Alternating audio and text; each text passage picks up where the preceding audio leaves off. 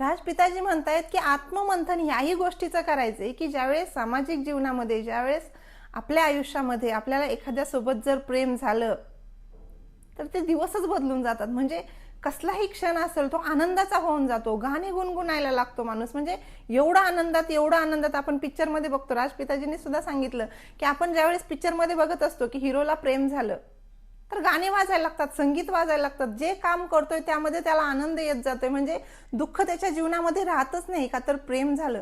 अहो, ज्याच्यावर प्रेम झालं ती व्यक्ती दिसायला जरी सुंदर नसली तरी तिच्यामध्ये काही कमी सुद्धा दिसत नाही का तर प्रेम झालं. मग विचार करा, हे सांसारिक प्रेम आहे ना ते एका थेंबासारखं म्हणतायत राजपिताजी. आणि हा भगवंत जीवनामध्ये आल्यानंतर या सद्गुरूच्या कृपेनं ज्यावेळेस हा निराकार जीवनामध्ये येतो हा तर सागराप्रमाणे.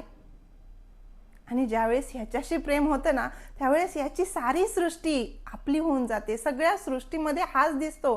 त्यावेळेस कुणाच्यातले गुण अवगुण कमी काही सुद्धा दिसायला लागत नाही, सगळ्यामध्ये हाच दिसायला लागतो. सगळ्या सोबत प्रेम होतं आणि जीवनामध्ये आनंदी आनंद येतो.